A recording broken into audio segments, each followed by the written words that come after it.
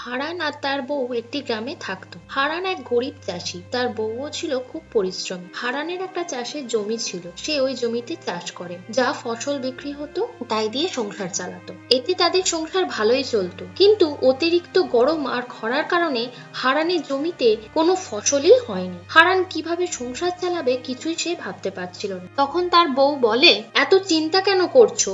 আমি আছি তো, চিন্তা করো না। আমি তো পার্লারের কাজ জানি, তো ভাবছিলাম আমাদের বাড়ির পাশে যে পার্লারটা আছে ওখানে গিয়ে একবার দেখি, যদি কিছু কাজ পাই। তখন হারান বলে, ঠিক আছে, গিয়ে দেখো কি হয়। হারানের স্ত্রী মিনতি পরের দিন পার্লারে যায়, দেখে একজন কাস্টমার বসে আছে এবং খুব চেঁচামেচি করছে সেই পার্লারের একজন স্টাফের ওপর। তার সাজানো পছন্দ হয়নি। তখন মিনতি বলে, আমি কি আপনাকে হেল্প করতে পারি? তখন অন্য স্টাফরা বলে, উনি এই পার্লারের সবচেয়ে ভালো কাজ করে, আর আপনি কে কোথাকার থেকে এসে বলছেন আপনি হেল্প করবেন? মিনতি অনেকবার বলায় তাকে একবার সুযোগ দেওয়া হয়। মিনতি সাজাতে শুরু করে। কাস্টমার তো মিনতির সাজানো দেখে খুবই খুশি হয় এবং 100 টাকা তাকে বোনাস দেয়। তখন পার্লারের মালকিন বলে, তুমি আমাদের পার্লারে কাজ করবে, আমি তোমাকে মাইনে দেব। মিনতি তো এই সুযোগেরই অপেক্ষায় ছিল, সে রাজি হয়ে যায়। পরের দিন থেকে মিনতি পার্লারের কাজ করতে শুরু করে দেয়। মিনতির কাজ দেখে কাস্টমাররা খুশি হয় আর পার্লারে এসে সবাই তাকে খুঁজতে থাকে, আর তার কাছে ছাড়া কারোর কাছে কাজ করাবে না বলে।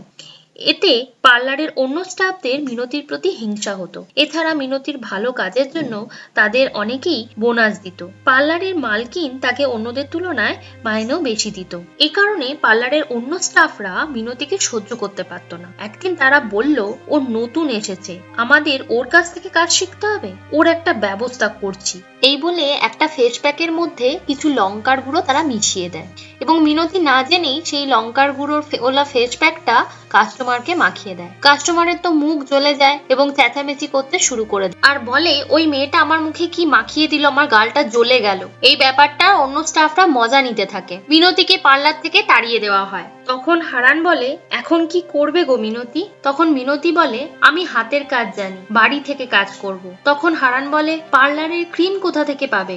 এগুলো তো কিনতে হবে। মিনতি বলে, আমি সব হার্বাল প্রোডাক্ট ব্যবহার করব। তুমি জমিতে চাষ করবে হলুদ, টমেটো, জবা গাছ, এইগুলি দিয়েই আমি কাজ চালিয়ে নেব, আর এইগুলি তুমি বিক্রি করে অনেক টাকাও পাবে। এগুলো দিয়েই আমার কাজ চলে যাবে, আর এগুলো তুমি যদি বাজারে বিক্রি করো তাহলে তুমি কিছু টাকাও পাবে। এই বলে হারান মিনতিকে সব জিনিস এনে দেয়, আর মিনতি সেইগুলি দিয়ে পার্লারের কাজ করতে থাকে। মিনতির বাড়িতে অনেকেই ফেসিয়াল করতে, বিয়ের কোণে সাজাতে আসতে থাকে। মিনতির কাজ ভালো হওয়ায় পাশের লোকে পার্লার ছেড়ে মিনতির বাড়িতেই সাজতে আসে। এটা দেখে মিনতির বাড়ির পাশের পার্লারের মালকিন মিনতিকে এসে বলে যে, তুমি আমার পার্লারে কাজ করবে, ফিরে চলো। বলে, না, আমি যেতে পারবো না, আমার সময় হবে না।